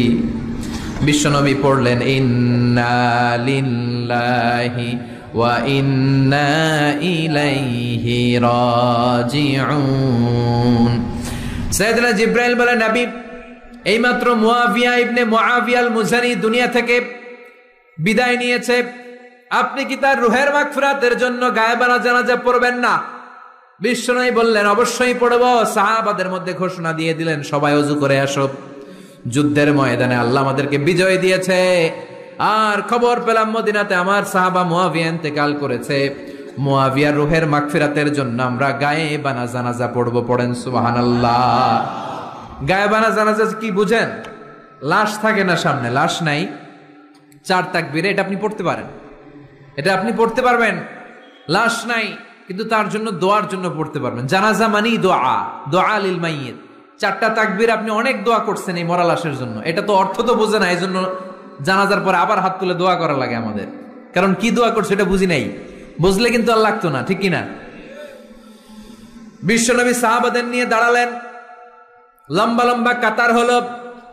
সাহাবীদের কাতারের শেষে সাইয়েদনা জিব্রাইল 1,40,000 ফেরেশতাদেরকে নিয়ে জানাজায় শরীক হলেন। বিশ্বনবী 4 তাকবীর দিয়ে জানাজা পড়লেন, আল্লাহু আকবার, আল্লাহু আকবার, আল্লাহু আকবার, আল্লাহু আকবার। 4টা তাকবীরের মধ্য দিয়ে জানাজা শেষ করলেন। বিশ্বনবী তাকিয়ে দেখে সাহাবাদের পেছনে 1,40,000 ফেরেশতা দাঁড়িয়ে জানাজায় শরীক হয়েছে। বিশ্বনবী বললেন, জিব্রাইল, কোনদিন তো এত ফেরেশতা নিয়ে কারো জানাজায় শরীক হতে দেখি নাই। ঘটনা কি? কি এমন আমল ছিল আমার মুআবিয়ার, যে আমলের কারণে মুআবিয়ার নামটা আল্লাহর আরশে চলে গিয়েছে? 1,40,000 ফেরেশতার বহর নিয়ে তুমি জানাজায় শরীক হয়েছ। কি এমন গোপন আমল ছিল আমার মুআবিয়ার, আমারে বলো। সাইয়েদনা জিব্রাইল বললেন, নবী, আপনার মুআবিয়া বিশেষ একটা আমল করত। বিশ্বনবী বললেন, কি সেটা? সাইয়েদনা জিব্রাইল বলে, আপনার এই সাহাবী কাইমান আও কাঈদান, জালিসান আও মাশিয়ান, উঠতে বসতে চলতে ফিরতে সব সময় আপনার এই সাহাবী পড়তে থাকতো, কুল হুয়াল্লাহু আহাদ, আল্লাহুস সামাদ, লাম ইয়ালিদ ওয়া লাম ইউলাদ ওয়া লাম ইয়াকুল লাহু কুফুয়ান আহাদ। পড়েন সুবহানাল্লাহ। উঠতে বসতে চলতে ফিরতে সব সময় এই সাহাবীর একটা অভ্যাস ছিল, উনি কুল হুয়াল্লাহু আহাদের উপর আমল করত। বেশি বেশি সূরাতুল ইখলাস পড়তো। পড়তে রাজি আছেন? আজ থেকে বেশি বেশি সূরাতুল ইখলাসের উপর আমল বাড়ানোর দরকার আছে না নাই? বিশ্বনবী প্রতিদিন সকালবেলা, সন্ধ্যাবেলা, ওয়া ইনদামা ইয়াযহাব ইলা ফিরাশি, আর রাতে যখন বেডে ঘুমাতে যেতেন, হাত দুইটা এরকম করতেন, করে তিনি সূরাতুল ইখলাস পড়তেন, সূরাতুল ফালাক পড়তেন, সূরাতুন নাস পড়তেন। এই 3টা সূরা পড়তেন। এই 3টা সূরাকে একসাথে বলে 3 কুল। কি বলে? কুল আস-সালাসা, কারণ এই 3টা সূরার শুরুতে কুল আছে না নাই? তিন কুল পড়ে বিশ্বনবী হাতের মধ্যে ফু দিতেন। ফু দিয়ে মাথা থেকে শুরু করে মুছতে মুছতে মুছতে মুছতে পা পর্যন্ত মুছতেন, হাত মুছতেন, সারা দেহের যতটুকু সম্ভব বিশ্বনবী সারা দেহের মধ্যে এই তিন কুল পড়া হাত দুইটা দিয়ে সারা দেহের মধ্যে বিশ্বনবী হাত বুলিয়ে দিতেন, মেসেজ করে দিতেন কোন সুবহানাল্লাহ। সকালে, সন্ধ্যায়, আর রাতের বেলা বিছানায় গেলে। এটা protection from all the bad আইস। যত হিংসুক চক্ষু আছে, যত ভূত পেতনি আর শয়তানের অনিষ্ট আছে, সব থেকে আপনাকে রক্ষা করবে কে? এজন্য প্রতিদিন এগুলো পড়বেন। কি কি পড়বেন? এরকম হাত দুইটা মিলায়া সূরা ইখলাস, সূরা ফালাক, সূরা নাস, তিনটার বলে একসাথে তিন কুল। কি বলে? আজকে থেকে এটার আমল করা যাবে। মা আয়েশা যখন অসুস্থ হতেন, বিশ্বনবীর কাছে যে বললেই বিশ্বনবী বলতেন, আয়েশা হাত দুইটার একসাথে করো, সূরা ফালাক পড়ো, ইখলাস পড়ো, নাস পড়ো, ফু দাও, আর সারা দেহে মেসেজ করো। সুবহানাল্লাহ পড়েন। বিশ্বনবী একবার সেজদায় আছেন। কিসে আছেন? চিল্লায় এখন। সেজদা অবস্থায় লাদাগাতহু আকরাব, একটা বিচ্ছু পোকা এসে বিশ্বনবীর হাতের মধ্যে কামড় দিয়েছে। বিচ্ছু কামড় দিলে খুব আরাম লাগে না? হ্যাঁ, বিষাক্ত, পয়জনাস, ভ্যানামাস। বিশ্বনবী ব্যথা পাচ্ছেন, প্রচন্ড ব্যথায় বিশ্বনবী অস্থির। বিশ্বনবী বললেন, লাআনাতুল্লাহি আলাল আকরাব, এই বিচ্ছুর উপর আল্লাহর লানত।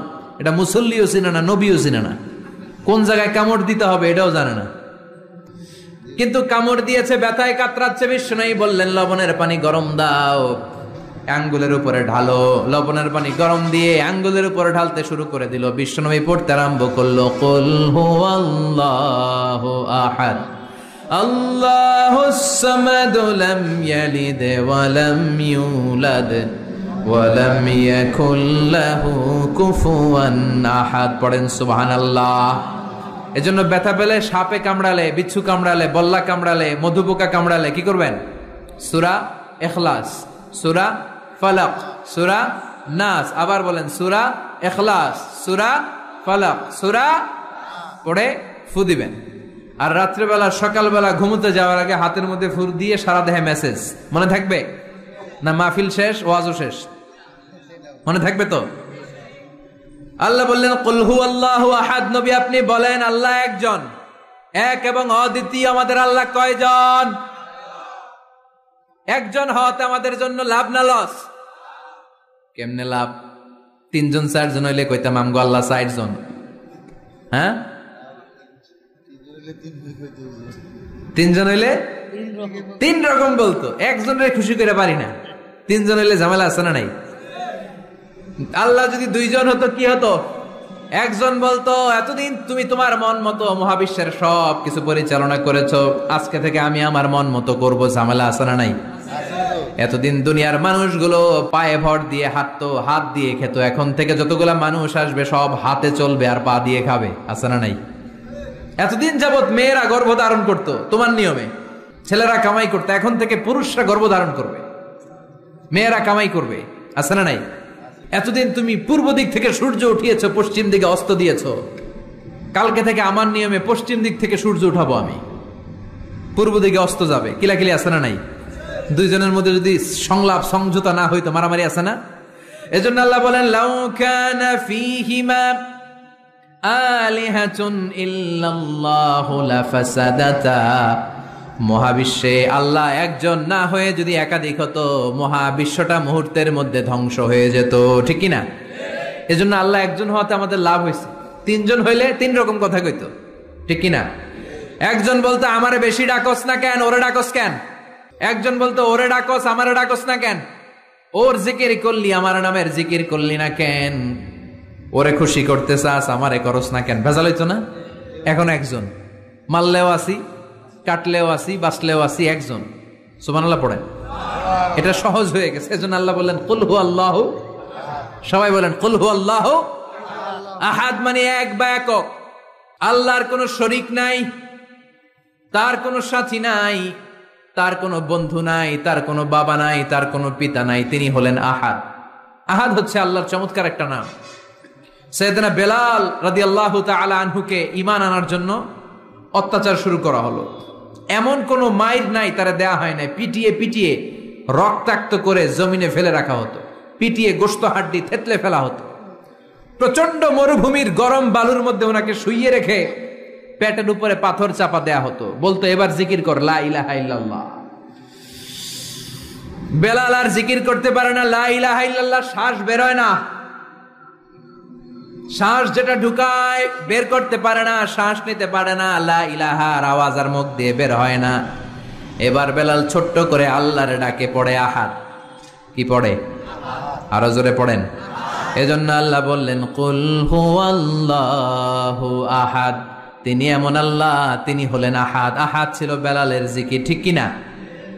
এখন আজান আছে কিন্তু বেলালের রুহ নাই, মানুষ আছে কিন্তু সেই ঈমান নাই, চিল্লা এখন ঠিক কিনা? আজ সেই কোরআন আছে, হাদিস আছে, সেই ঈমান আরে মানুষ নে, সেই আলী হায়দারে ওসমান নেই। আজানের ধ্বনি আছে আগেরই মতোই, আজানের ধ্বনি আছে আগেরই মতোই, বেলালের সেই রূহ নেই, বেলালের সেই রূহ নেই। আজ সেই কোরআন আছে, হাদিস আছে, সেই ঈমান আর মানুষ নে, সেই আলী হায়দারে ওসমান নেই। ফলসফা আছে আগেরই মতোই, ফলসফা আছে আগেরই মতোই, গাজালির সেই তালকিন নেই, গাজালির সেই তালকিন নেই। আজ সেই কোরআন আছে, হাদিস আছে, সেই ঈমান আর মানুষ নে, সেই আলী হায়দারে ওসমান নেই। চিল্লায় বলেন ঠিক কিনা? আজান আছে, বেলালের রূপটা নাই। দর্শন শাস্ত্র আছে, লজিক আছে, মান্তিক আছে, ফলসফা আছে, কিন্তু গাজালির সেই তালকিন নাই। চিল্লায় এখন ঠিক কিনা? এজন্য আল্লাহ বললেন আমার নাম হলো আহাদ, কুল হুয়াল্লাহু আহাদ। এরপর আল্লাহ বললেন আল্লাহুস সামাদ, আমার নাম হলো সামাদ। ওনার নাম কি? সামাদ মানে অমুখাপেক্ষী, কাদিউল হাজাত, যিনি সবার চাহিদা পূরণ করে। তিনি কে? যিনি সবাইরে দেয়, কারো কাছ থেকে কিছু চায় না। তিনি কে? সবাই যার কাছে ঠেকা, যিনি কারো কাছে ঠেকা না। চিল্লায় বলেন তিনি কে? মা ইউসমাদু ইলাইহিল খালকু কুল্লু, যার দিকে গোটা পৃথিবী হাত পেতে ফরিয়াদ করে, যার দিকে পৃথিবী সব সত্তা তাকিয়ে থাকে। তিনি রহমতের বারিধারা নাজিল করলে, তিনি রিজিক দিলে আমাদের বেঁচে থাকা সম্ভব। তিনি ছাড়া কেউ আমাদের রিজিকের যোগান দিতে পারে। তার নাম সামাদ। চিল্লায় বলেন তার নাম কি? আল্লাহ ডেকে বলে গোলাম লাউ আন্না আউওয়ালাকুম ওয়া আখিরাকুম ওয়া ইনসাকুম ওয়া জিন্নাকুম, তোমাদের শুরু থেকে শেষ পর্যন্ত, আদম থেকে শেষ পর্যন্ত যত লক্ষ কোটি মানুষ দুনিয়ায় আসবে, সবগুলো মানুষ বিশাল এক মরু প্রান্তরে দাঁড়িয়ে যদি আমি আল্লাহর কাছে চাইতে শুরু করে দাও, সবাই যদি আল্লাহর কাছে মনের সব চাওয়াগুলো বলে, আল্লাহ আমারে বাড়ি দাও, আমারে গাড়ি দাও, নারী দাও, এটা দাও, ওটা দাও, আমারে সব দাও, আল্লাহ সবাইকে সব যদি দান করে দেয়, আল্লাহর ক্ষমতার 1 ইঞ্চিও কমবে না, আল্লাহর ধনভাণ্ডারের 1 ইঞ্চিও ঘাটতি হবে না। সুবহানাল্লাহ পড়েন। এজন্য কেউ যেটা পারে না, পারে কে? আমাদের যার যা দরকার আল্লাহ যদি সবাইরে সব দিয়ে দেয়, ওনার ভান্ডারের কিছু কমতি হবে? এজন্য ওনার নাম সামাদ। সবাই ওনার কাছে হাত পাতে। উনি হাত পাতে কার কাছে? কথা কন। সবাই ওনার কাছে ঠেকা, উনি ঠেকা কার কাছে? এজন্য আল্লাহ বললেন কুল হুয়াল্লাহু আহাদ, আল্লাহুস সামাদ, লাম ইয়ালিদ ওয়া লাম ইউলাদ ওয়া লাম ইয়াকুল লাহু কুফুয়ান আহাদ। লাম ইয়ালিদ ওয়া লাম ইউলাদ, তিনি জন্ম দেয়ও নাই, জন্ম নেয়ও নাই। সুবহানাল্লাহ পড়েন। আমার বাবা আছে না? আপনার বাবা আছে না? আল্লাহর বাবা আছে? সুবহানাল্লাহ পড়েন। আমাদের ছেলে মেয়ে হয় না? আমাদের কারো ছেলে হয়, কারো মেয়ে হয়। আল্লাহর ছেলে মেয়ে আছে? কথা কন। মক্কার মুশরিকরা বলতো আল মালাইকাতু বানাতুল্লাহ, ফেরেশতারা আল্লাহর মাইয়া। কি কইতো? ফেরেশতারা আল্লাহর মেয়ে। আর বলতো সাইয়েদনা উযার আলাইহিস সালাম আল্লাহর ছেলে, সাইয়েদনা ঈসা আলাইহিস সালাম আল্লাহর ছেলে, ফেরেশতারা হলো আল্লাহর মেয়ে। আল্লাহ বলে ভুল বললি, লাম ইয়ালিদ ওয়া লাম ইউলাদ। সুবহানাল্লাহ। তার কোনো নসবনামা নাই, আমাদের নসবনামা আছে। আমার নাম মিজান, বাবার নাম আলী আহমদ, দাদার নাম জাইনুল আবেদিন, তার বাবা মাকরাম, তার বাবা অমুক সমুক। আছে না নাই? আপনার নাম কি? আপনার আব্বার নাম কি? তার বাবার নাম হাসাদ আলী, ওনার বাবার নাম? আপনার আব্বার নাম? হ্যাঁ, মমতাজ উদ্দিন। বাবার নাম কেরামত আলী। দাদার নাম? খায়া ফলাইছে, মনে থাকে না আমাদের। বিশ্বনবীর বাবার নাম আব্দুল্লাহ, তার বাবার নাম আব্দুল মুত্তালিব, ওনার বাবার নাম হাশিম, ওনার বাবার নাম কিলাব, মুররা, গালেব, ফেহের, এভাবে যেতে যেতে আদনান, যেতে যেতে ইসমাইল, যেতে যেতে ইব্রাহিম আলাইহিস সালাম, যেতে যেতে শীস, যেতে যেতে আদম আলাইহিস সালাম। এটা বিশ্বনবীর নসবনামা, ঠিক কিনা? আমাদের নসবনামা থাকে, আমাদের বংশ পরিক্রমা থাকে। আমার নাম অমুক, বাপের নাম অমুক, দাদার নাম অমুক। তো আল্লাহর নাম আল্লাহ, আল্লাহর বাপের নাম কি? আল্লাহর দাদার নাম আছে? আছে।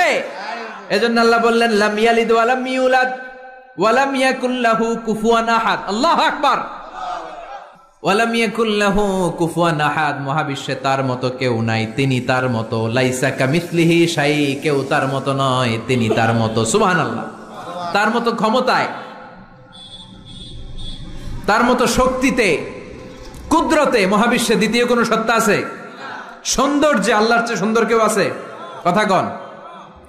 দুনিয়া সুন্দর, মানুষ সুন্দর, আসমান সুন্দর, জমিন সুন্দর, সুন্দরে সুন্দরে পাল্লা, জানি না কত সুন্দর তুমি আল্লাহ, জানি না কত সুন্দর তুমি আল্লাহ। পড়েন, দুনিয়া সুন্দর, মানুষ সুন্দর, আসমান সুন্দর, জমিন সুন্দর, সুন্দরে সুন্দরে পাল্লা, জানি না কত সুন্দর তুমি আল্লাহ, জানি না কত সুন্দর তুমি আল্লাহ। সুবহানাল্লাহ পড়েন। ইন্নাল্লাহা জামিল ইউহিব্বুল জামাল, আল্লাহ নিজে সুন্দর, আল্লাহ সৌন্দর্যকে পছন্দ করেন। মহাবিশ্বে তার সমকক্ষ কেউ নাই, তার মতো সুন্দর কেউ নাই, ঠিক কিনা? জান্নাতে যারা ঢুকবে in the day of judgement, কিয়ামতের দিন জান্নাতীরা আল্লাহকে দেখতে পাবে। ইন্নাকুম সাতারাউনা রাব্বাকুম আয়ানান কামা তারাউনা হাযাল কমার।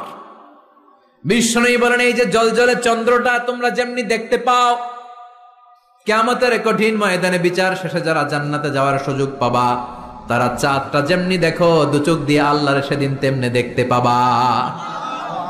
জান্নাতীদেরকে নাজ নেয়ামত সব দেওয়ার পরে আল্লাহ বলবেন, ও জান্নাতীরা, কোরআনে হাদিসে নবীর কাছে আলেমদের মুখে যত নাজ নেয়ামতের কথা শুনেছো সব পাইছো না?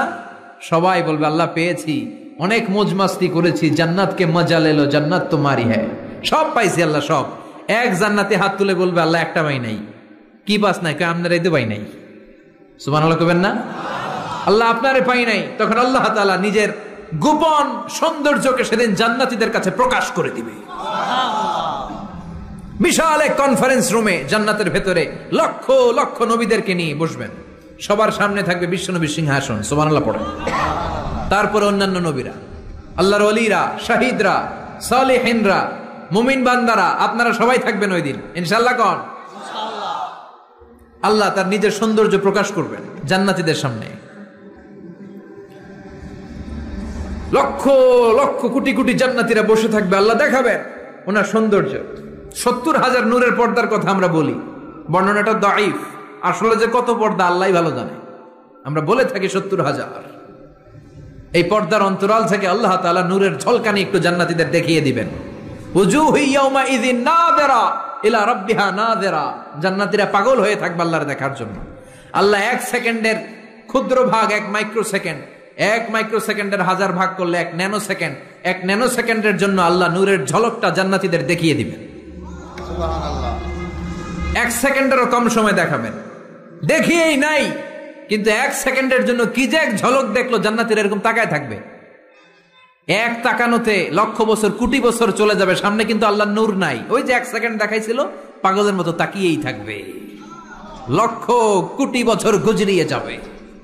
সুবহানাল্লাহ পড়েন। এজন্য সে আল্লাহ বললেন, কুল হুয়াল্লাহু আহাদ আল্লাহুস সামাদ লাম ইয়ালিদ ওয়া লাম ইউলাদ ওয়া লাম ইয়াকুল লাহু কুফুয়ান আহাদ। কুল হুয়াল্লাহু আহাদ, ও নবী আপনি বলেন, আমি এক, আমি অদ্বিতীয়, আমার শরীক নাই। আল্লাহ নামটা এত মজার নাম, দেখেন হাজার হাজার বছর ধরে এই মহাবিশ্বে যত আল্লাহর প্রিয় বান্দারা একটা নামের জিকির করে, নামটা কি? কি নাম? আল্লাহরে প্রাণ থেকে হৃদয় থেকে একটা ডাক দেন, চিল্লায় পড়েন আল্লাহ। হৃদয় থেকে আল্লাহরে ডাকেন, পড়েন ইয়া আল্লাহ। হাজার বছর ডাকলেও পুরান লাগবে না, পুরাতন মনে হয় না, প্রতিদিনই নিত্য নৈমিত্তিক নামটারে নতুন মনে হয়, ঠিক কিনা?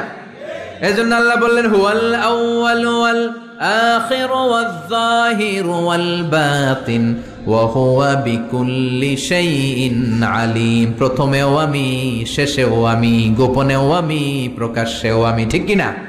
প্রথমে আল্লাহ আল্লাহ, শেষেও আল্লাহ আল্লাহ, আকাশে আল্লাহ আল্লাহ, জমিনে আল্লাহ আল্লাহ। পড়েন প্রথমে আল্লাহ আল্লাহ, শেষেও আল্লাহ আল্লাহ, আকাশে আল্লাহ আল্লাহ, জমিনে আল্লাহ আল্লাহ। নিখিল জাহান গায়ে গুণগান তার নামে গায়, আমরাও গাহি তাআলা হামদে বারি তাআলা, হামদে বারি তাআলা, হামদে বারি তাআলা।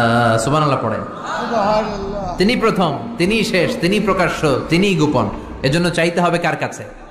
ওনার নামটা কত সুন্দর দেখেন, আলিফ লাম লাম হা, আল্লাহ। এটার কোন স্ত্রী বচন হয় না, এটার দ্বি বচন হয় না, এটার বহু বচন হয় না। ভগবানের ভগবতী আছে না নাই?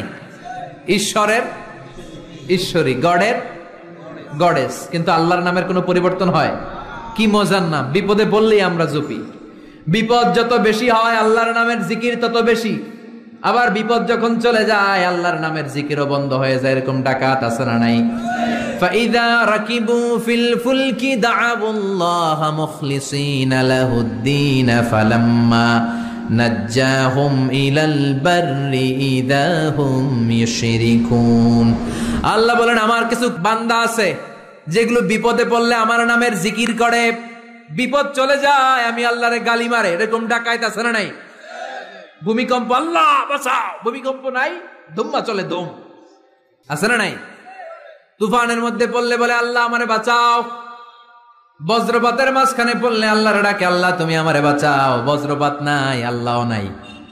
এরকম ডাকাইত আছে না নাই? এটা হচ্ছে মুনাফিকদের কারবার। মুমিনরা সবসময় জিকির করে একজনের, তিনি কে? এজন্য সূরাতুল ইখলাসের প্রথম আয়াত থেকে শিক্ষা হচ্ছে কুল হুয়াল্লাহু আহাদ। হে নবী আপনি বলেন আল্লাহ একজন, আমরা একজনের কাছে চাবো। আমরা একজনের কাছে মনের জ্বালা যন্ত্রণা আকুতি চাহিদা সব পেশ করব।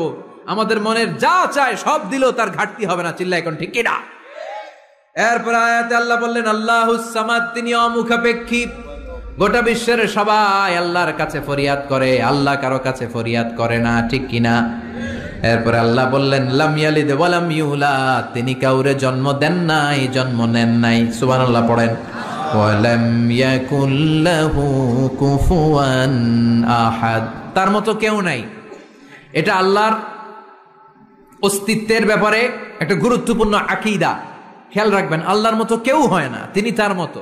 তিনি, অনেকে প্রশ্ন করে, কারণ হাদিসে পাওয়া যায় আল্লাহর হাত আছে, ইয়াদুল্লাহি ফাওকা আইদিহিম ইয়াদুল্লাহি ফাওকাল জামাআ, একসাথে যারা থাকে তাদের উপর আল্লাহর হাত থাকে। তার মানে আমার মতো হাত না, আল্লাহর রহমত থাকে, ঠিক কিনা?